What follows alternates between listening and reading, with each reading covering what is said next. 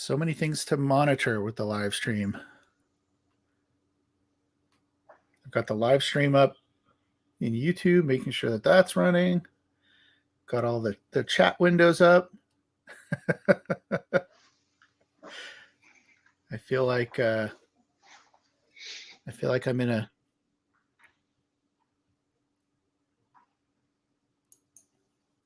some sort of control, like a NASA. I've got my windows up, I'm like at my station. Live stream is go. I need to be telling somebody that.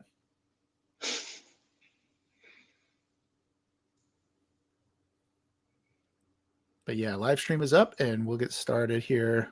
It's 8:01. So I think we can go ahead and get started. Okay, so let's go ahead and do introductions. My name is Aaron Newcomb. I am the product marketing manager. Had to remember my title there for a minute. Everyone wears different hats at a startup, but I'm the product marketing manager here at Upbound. And recently we launched this new feature called Spaces, which is what we're going to be talking about today.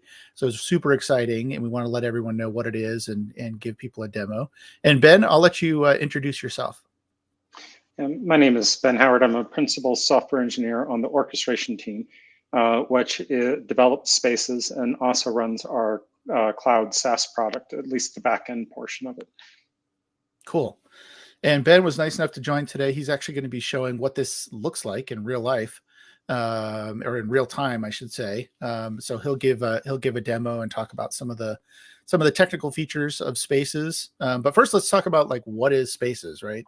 So let me just do a quick background to get everybody up to speed. So this just happened yesterday. This is really fresh. We actually released a new feature to our Upbound product called Spaces. And I am going to just share a few slides to go over really quick that help explain this visually.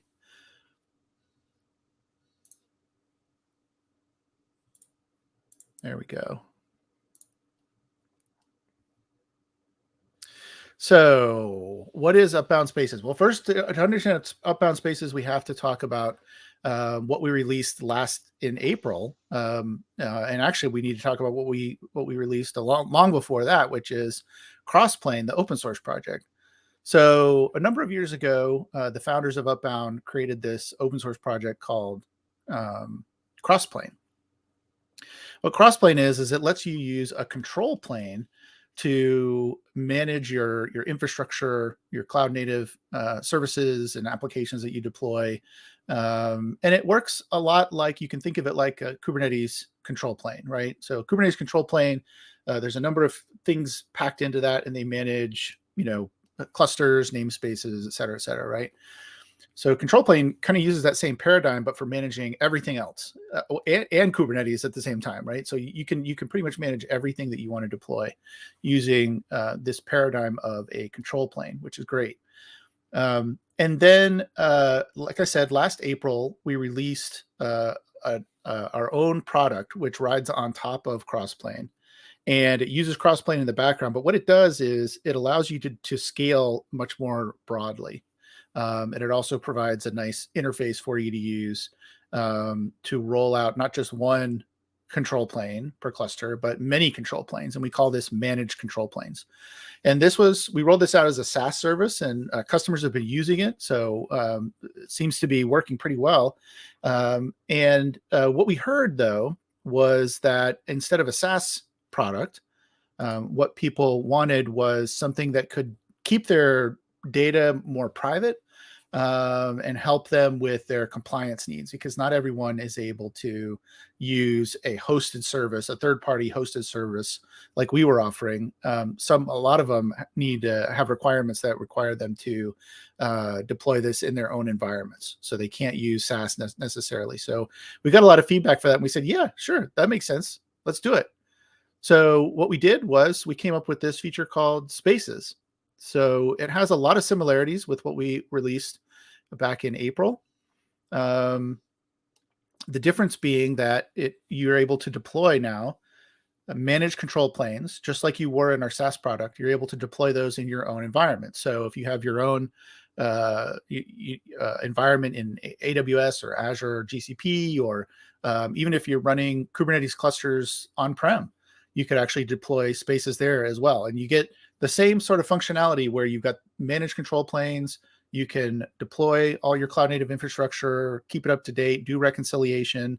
You can use all the tools that we build, most of the tools that we build into the SaaS product, like being able to connect through Git and being able to do the reconciliation that way. You're able to use all kinds of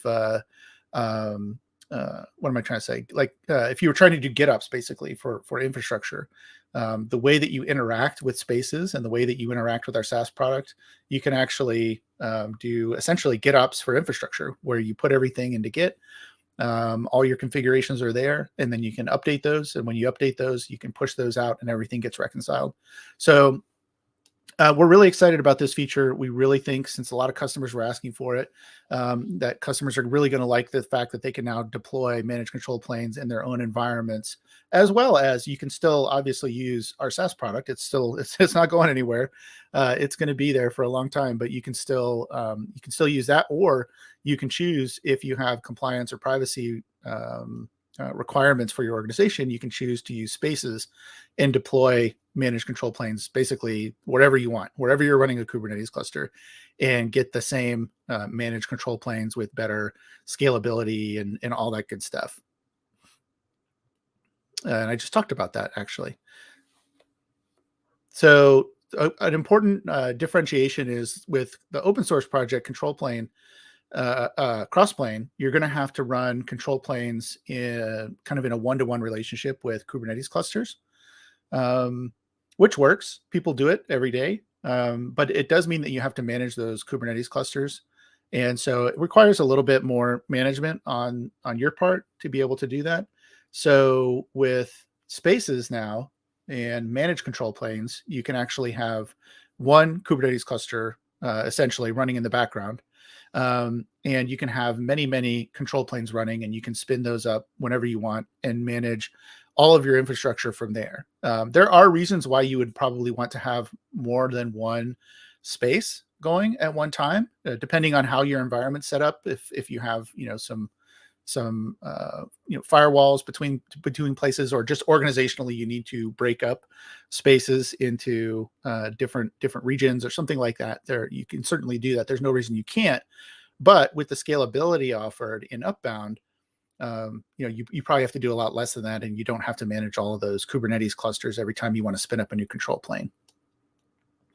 So pretty cool. You can now have control planes, managed control planes anywhere, using Spaces, deploy them in whatever environment. As long as you have at least one Kubernetes cluster running somewhere, you can actually deploy this and get all of those benefits that we released. Most of the benefits that we released last April, you can now get those with Spaces. So pretty big news. We're really excited about it, mostly because this is what our customers want. This is what they asked us for, and that's what we're all about. So we're really glad that we could turn around this huge new feature so quickly, and the engineering team did a great job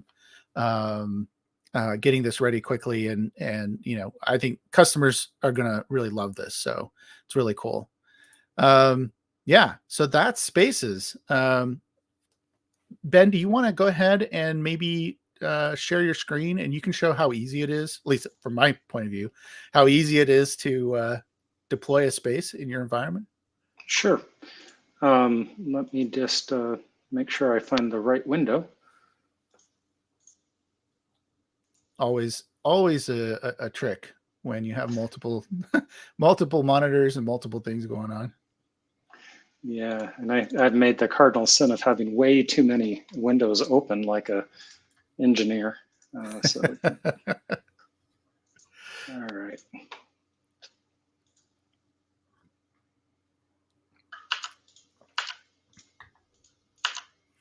Yeah, and let us know too, like what you're using. I'm curious, kind of like if you're using a local Kubernetes cluster or in the cloud, or I don't know how you're actually deploying this, and that might be interesting for people that want to try this out themselves. Yeah. So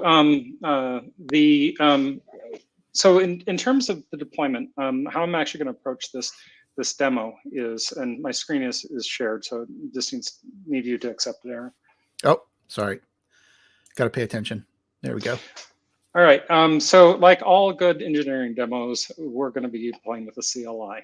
I'm going to do a deployment to highlight both the local development, how you can do development around control planes, as well as a production deployment in the cloud.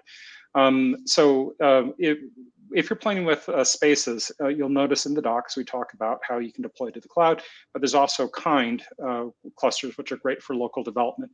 And I'm going to show how to do that, because I think most people, you start kicking the tires on spaces, you're going to want to play with it locally. You want to see what the features are. You want to interact with it, but you don't necessarily want to commit to running in the cloud and having cloud spend and your manager asking why you're spending money until you're ready to do so. And so with the local development story, we use kind. I've already prefetched the Spaces CLI.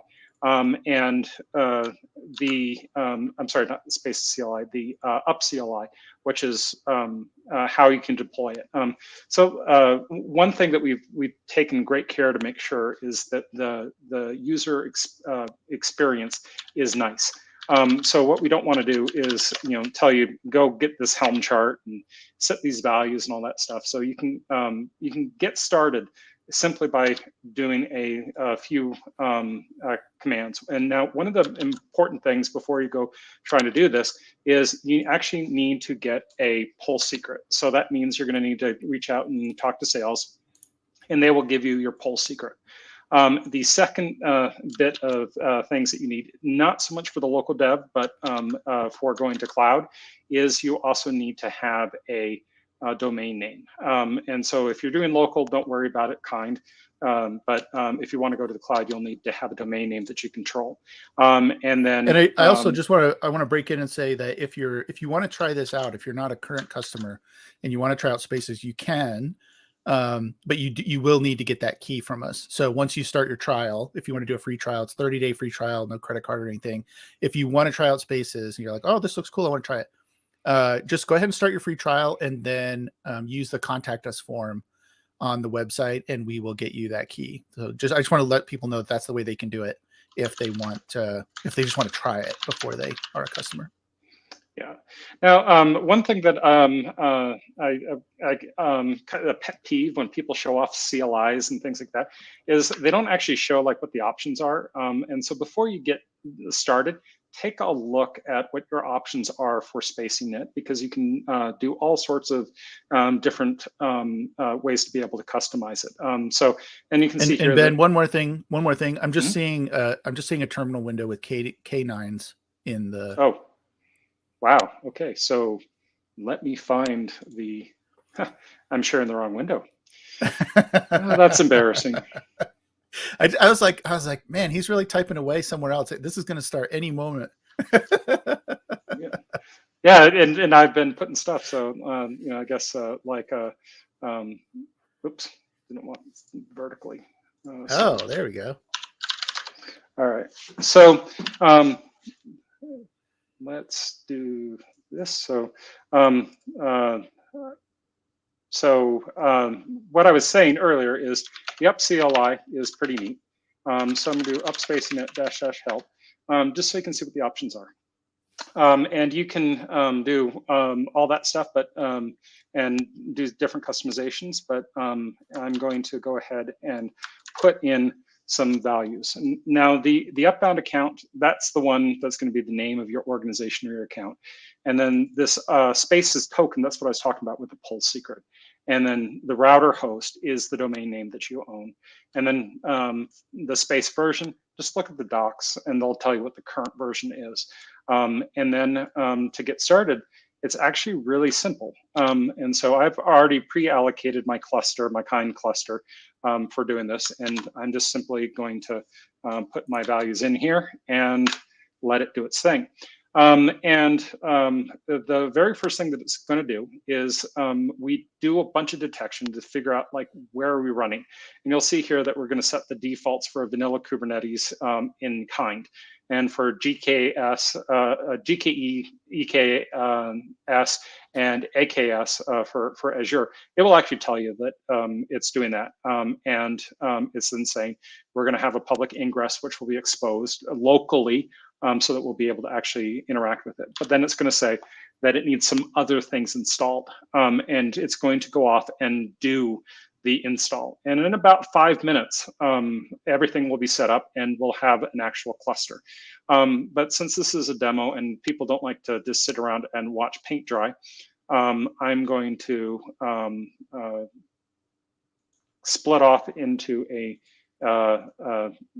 split my screen so that we can go off and do something else.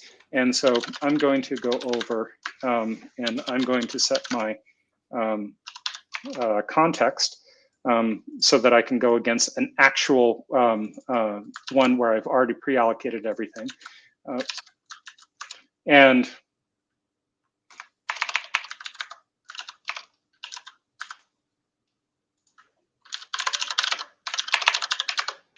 I like being able to watch this side by side. That's pretty cool. Yeah, it's because yeah, like I said, I don't want to make people watch paint dry. So I'm switching over to an actual cluster that's running spaces, and I've pre-allocated a couple of control planes, so you can see that they're actually there. So I can see that I have my demo that I created, and I'll interact with them in a bit later. But if I want to create a control plane, it's actually really easy. So I'm going to take a look at my control plane.yaml here, and I just simply will do a kubectl apply control plane, and it's going to go off, and it's now created that control plane, and I can see my control plane has shown up here. And in about 5 minutes, everything will get ready. The reason why it takes about 5 minutes is we need to set everything up. We need to make sure that everything's healthy, and we need to make sure that secrets are put in place. But you know, like I said, waiting 5 minutes isn't all that great. So now that I have my control plane up, I'm going to go ahead and interact with one of them. So I have a demo control plane, and I want to be able to actually use it. And so if I do so in my window here, if I do a cube cuddle get you know, pod, I'm or you know, I can see all these pods are currently going, and it's not really like, doesn't actually help me interact with my control plane. So the way I do that is I need to get a kube config, and that is actually fairly easy. And so taking a look at my control plane, or let's look at demo, I see that a connection secret named kubeconfig demo has been written in Upbound system. And so to be able to get the information, I just simply fetch that secret, and I'm going to then write it to the file kubeconfig. And then I can do an export kubeconfig. And if I do a kubectl get namespace, I'll see all the stuff here. But if I try to do other things like get pods, it's going to you know, show me what's running and stuff like that. So now what I can do is I can actually start creating resources. And so I can go ahead and I'm going to create a provider like you normally would do. If I run them, and so it's just showing you kind of what I'm doing. But basically, I'm using the no-op provider. So I've created up here a composition. I'm sorry, a provider for the no-op provider, and you can use like AWS or you know GCPs. There's all sorts of different providers that provide different things. And then I'm going to create my composition definition or a resource definition. And then my composition here. And then finally, I'm going to create a claim against that composition. So if I do a kubectl get managed, you will see here that my test claim is created. And I have a control plane. But that's, you know, kind of like, okay, great. that's how does that make my life any easier? Well, one of the things that we also support is get configurations, so that you can define your control plane, its resources in a get tree. And so we have this nice example, which if I take a look here, I can, where I have providers, configurations, all that sort of stuff. And so if I take a look here in providers, and I see that there's AWS, and my provider.yaml is going to show me all the different providers that I'm going to install. And so you can declaratively describe what your infrastructure is in Get, and then use get ops to drive it. And so to be able to create that, what I can do is I can do a kubectl apply. So I'll take a look here at my Git configuration, and I have here that I'm saying, look, go to this location. Since it's a public thing, I don't need to worry about auth, but you might put like a secret, a pull secret, or tokens, maybe a CA. And that's all documented in the docs. And then right here, it says like how to actually get to it. And so I'm going to adjust this because my pull secret is wrong. But so I can get my adjustment, but then I can do a kubectl apply f get dot.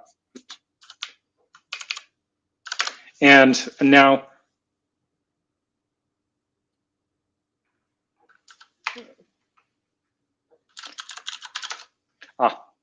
my context is wrong. So notice earlier how I was doing get ns, and I'm actually in the view of my control plane. So I now need to unset my kube config so that I can go ahead and create my control plane for Get. And what's going to happen now is it's going to go off. It's going to pull that Get tree. It's going to then create a control plane defined from it, and objects will be created. And as I do updates to that Get tree, they will automatically be included within about 15 seconds of the merge into the control plane. So that's kind of a cool feature. The other thing here, Ben, would that also, can I ask you a quick question before you go on? Mm-hmm. I mean, that would work for anything. We're talking about updating the configuration files in Git for the control plane, but what if I had like some infrastructure deployed in, I had a couple clusters rolled out with some stuff running in it. I mean, would I be able to use that same methodology you just showed to update those configurations as well? Yeah, you should be able to. It's all based on the control plane's definition. So if let's say that you have different organizations that all share common infrastructure, and your DevOps or platform engineering group has kind of this cookie cutter template. You could then deploy from that cookie cutter template, and then give those control planes to the various engineering groups or developers, so that you can have a starting template. And then if and so it's a one, you could use that same template for any number of control planes that you want and update them all automatically. Yeah, that's pretty cool. And so now what I'm going to do is I'm going to use the same thing, since if I get my control planes, and we'll see here that Get is currently doing its thing. It's going to take it a little bit of time to do its thing. But again, I'm going to, and like, let's say you forget where the secret is, you can get YAML CTP demo Get, and because let's say I need to know where my secret is, I can then use that same command to be able to interact with it. And this is kind of what I wanted to show you, so that you could actually see. And so this guy is going to be in the default namespace, and secret is named this. And export kube config, kubectl get managed. And in a second here, takes it a second.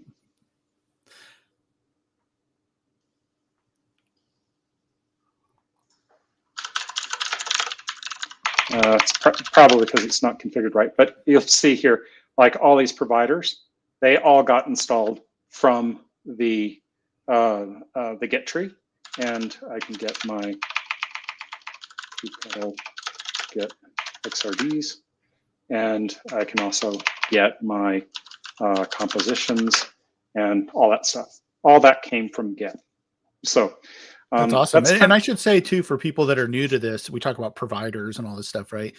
Providers you can think of kind of as integrations into all these various cloud resources that you want to control and manage. So whether that's, EC2 or RDS or, name your favorite cloud native resource, right? That lives out there in one of the cloud service providers, or even, there are custom providers for things that aren't necessarily even cloud service provider related, right? So the providers are just an easy way to go interface with those resources that you want to deploy. So, and we also have a marketplace where those are listed. So if you go to our marketplace on Upbound, you'll actually see all of those. It's really amazing how many there are and how much you can do with the providers that are already there. And the community can create more providers. If there's a service that's running somewhere that you want to interact with as a resource, you can actually create your own provider. So I just wanted to throw that out there in case there's folks that are new to our nomenclature as we kind of go through this demo.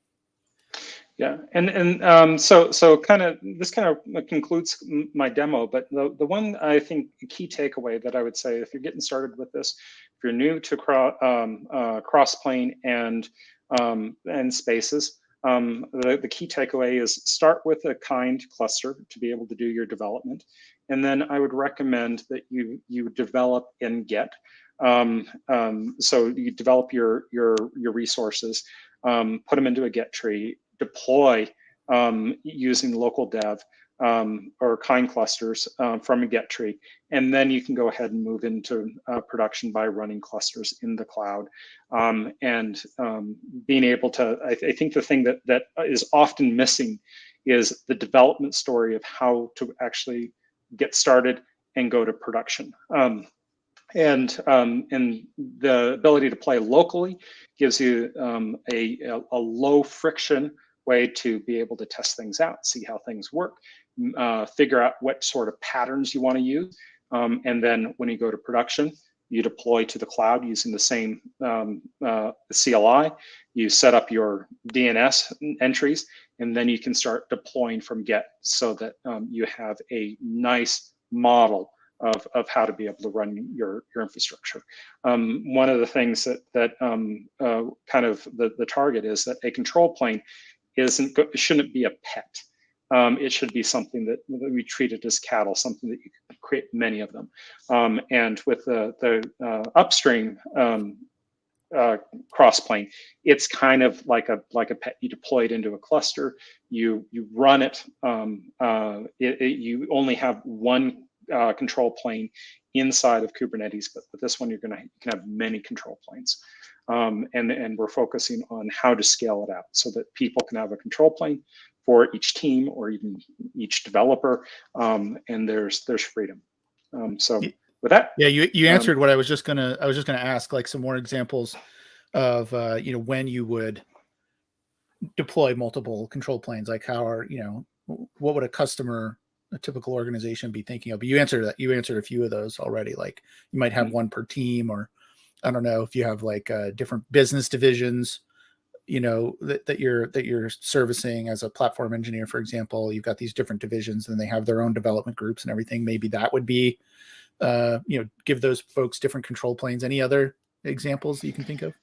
I mean, in some cases, let's say that you have a set of services that you generally deploy, and you're an IT or DevOps organization, but you don't want to give people a control plane. You want to give them the end product. You can provision this control plane, and you can manage it, and then give them the results of what it is. Like maybe they just need databases or whatnot. So it's basically, I'd say that the control plane really represents a logical division based on your business's needs. Some businesses may be fine with only one control plane running a lot of their infrastructure.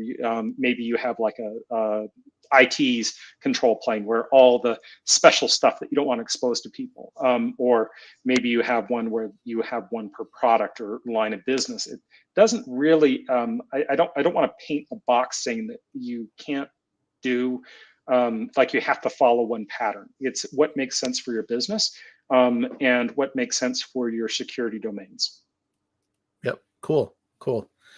There's a couple questions coming in that I wanted to take. One is around Argo and Upbound. I'm not sure if we'll get into all of that, or if you have an opinion, Ben, but certainly a lot of our customers use Argo for applications, to do GitOps methodologies and be able to roll things out and reconcile things. And what we just showed is kind of what I like to call GitOps for infrastructure. Right. So it allows you to define the infrastructure and roll that out in a similar fashion.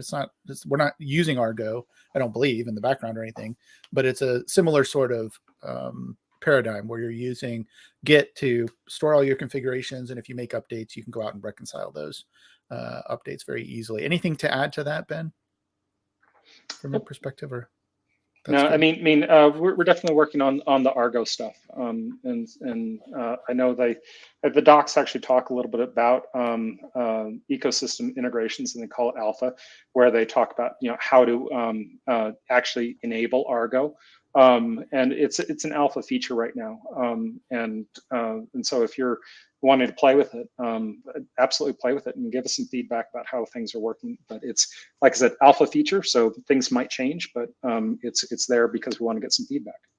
Yep. So if you want to integrate those two more closely, definitely check that out.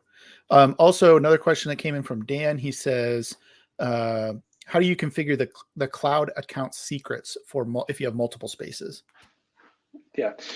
So without jumping the gun, we are thinking about secrets at scale. But basically, each control plane is a logically distinct component, which means that you can then add cloud provider secrets, IAM accounts. You can, if you deploy to AWS, you can use the connector to be able to automatically get credentials. I believe it's I forget the term for it. With GCP, you can use different roles that are bound to it. So there are integrations, but they have to be done on a per control plane basis. And I would suggest that if you need to, each control plane should be using its own role or its own set of secrets, so that you don't end up with bleed over and people breaking stuff. Cool. I do want to say we have time for more questions, I think. So if people want to ask those in the chat, I'm monitoring it here. Let's have a follow-up. This is from Dan. What about backup and restore? Backup and restore is actually configured.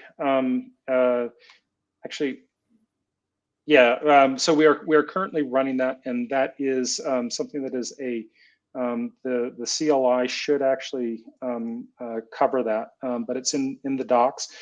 Basically, a backup can be put to a GCP bucket or any sort of cloud bucket, but right now we don't have the restore functionality set up. It can be done, but it's done using Valero, and so we need to do some more work around how to actually do the restore.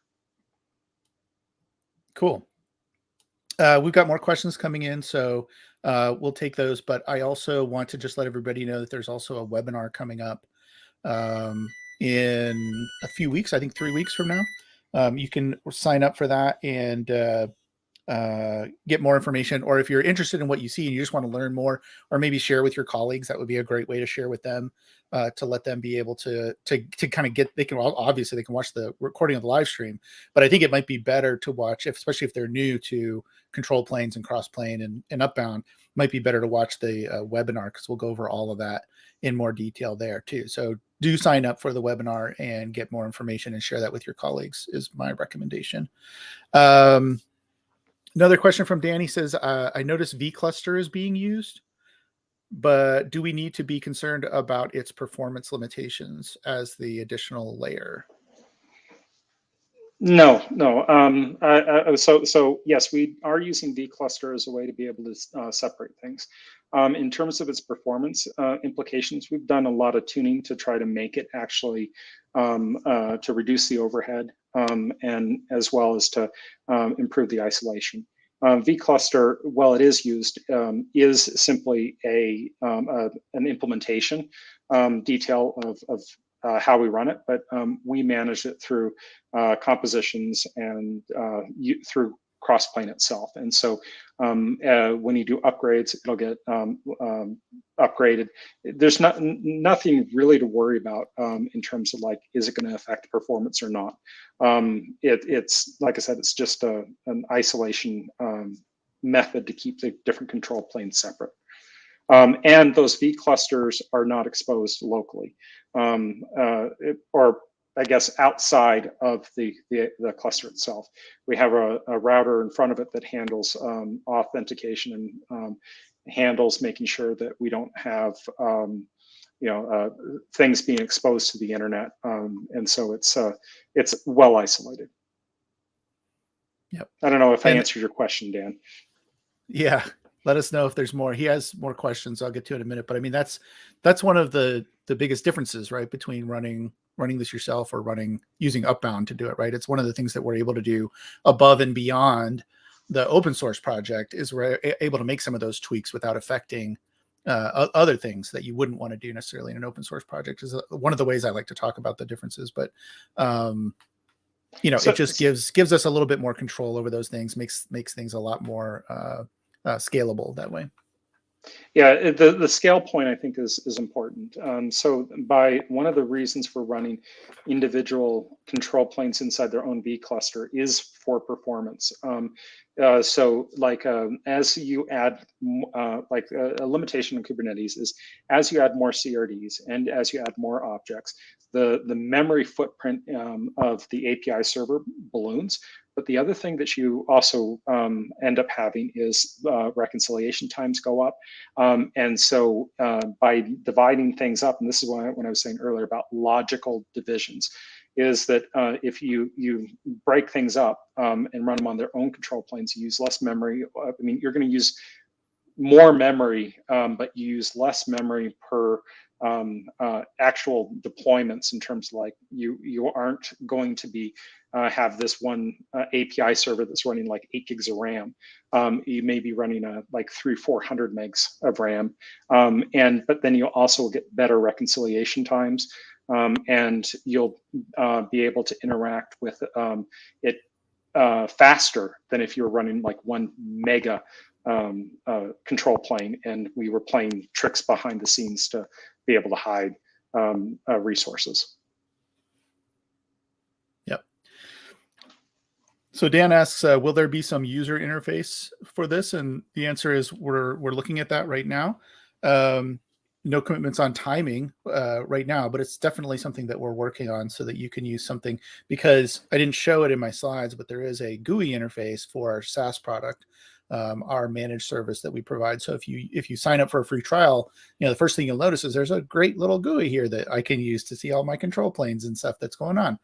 That's not available in Spaces right now at launch, but it is something that we're definitely looking into.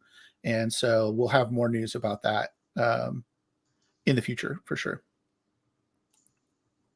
Another question from Dan. Dan, thanks for asking so many questions. This is great. How do you back up the information inside the vCluster content?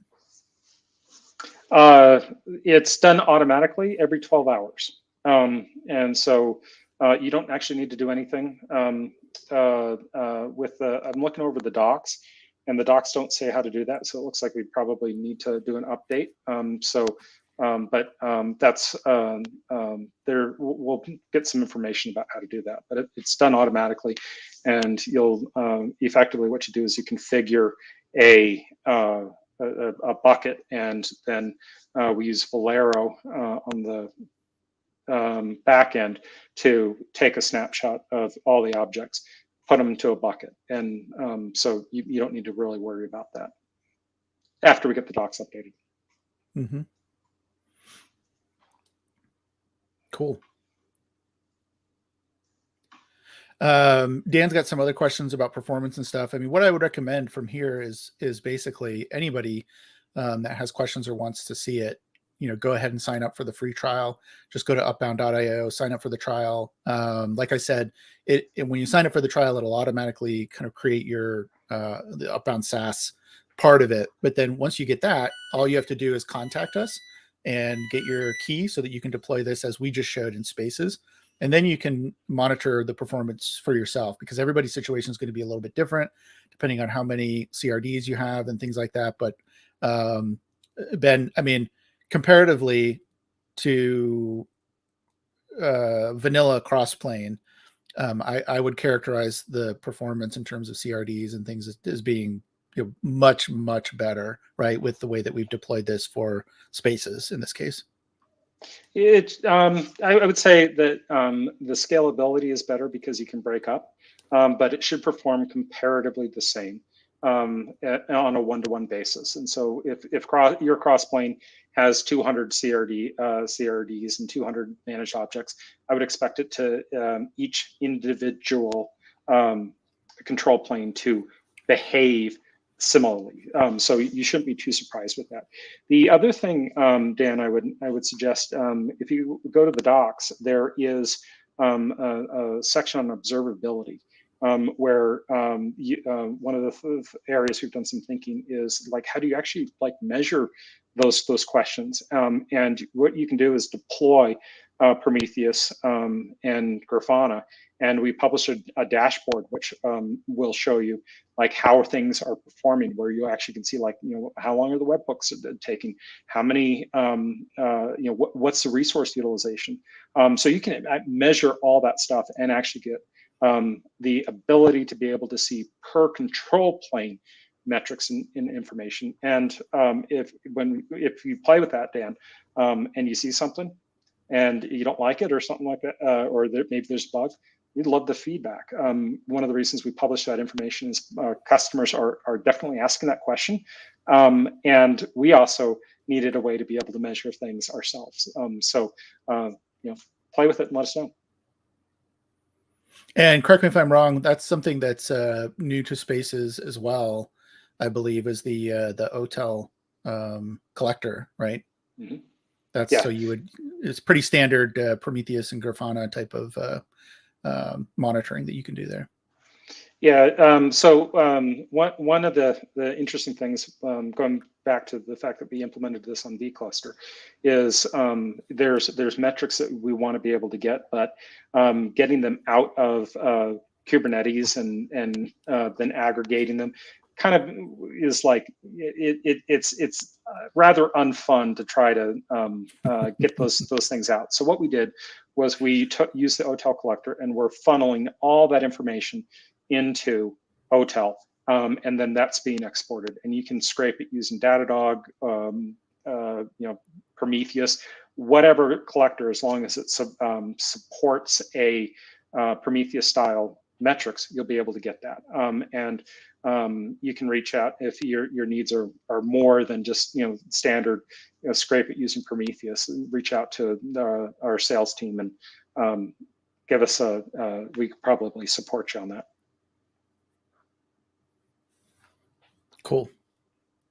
I think we're just about done here, Ben. I'm going to give it just a minute. If anyone has any last questions, don't feel shy. Use the chat, the YouTube chat feature, and ask those questions, and we'll get them. But before we wrap up, I just wanted to thank you, Ben, for going over that quick demo. If you're used to managing Kubernetes, I would say you're going to feel pretty comfortable here managing control planes and spaces. And as Ben showed, we're just basically using standard tools and our own CLI command as well to get things set up and running, and should be very familiar to anybody who's managing these environments as a platform engineer. So, and the other final thing is even though we do have the CLI, one of our supported ways is through Helm charts as well, so that as your experimentation with Spaces goes from playing with it using a CLI to you need to put it through like your normal compliance stuff and things like that with specific versions, and maybe you need to tweak some stuff, you can go into the Helm chart for deployments. Our own group, our own platform group deploys spaces using Helm charts. And so, we can support you based on whether, the CLI works, or if you need something more complicated, we can do that too. Mm-hmm. Mm-hmm. Yep.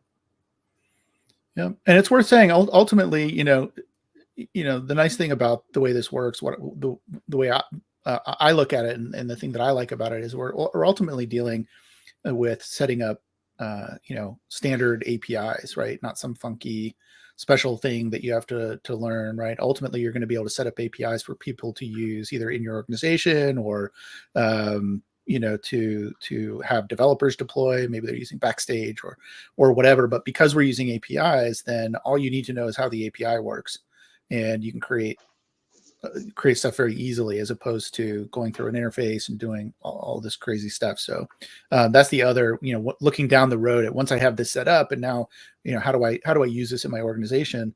Having this be controlled by simple APIs is, I think, really, really valuable. The simpler is better in this case, for sure. Anybody can learn an API, but if you have to introduce a new tool to somebody to try to get them to learn how that tool operates and what it does, then it becomes really complicated. All right. I don't see any more comments in the chat right now, so I'm going to assume that everybody's good. Ben, thank you one more time for coming on and doing this today. Really appreciate your time, and it was really neat to see you roll that out and demonstrate spaces for us. So thank you very much. Yep, glad to be here. Thanks for having me. And if anybody has any questions, be sure to reach out to us. You hit the contact us form on the website. Somebody will get in touch with you right away. If you have more questions just about the open source project, Crossplane, we've got a Slack. People can sign up for that. You can go to crossplane.io and check that out as well. So however you want to interact and get started, we're here to help you. Just be sure to reach out, and we'll be glad to jump in with you and answer your questions. So thanks everybody for joining the live stream, and have a great day. We'll see you.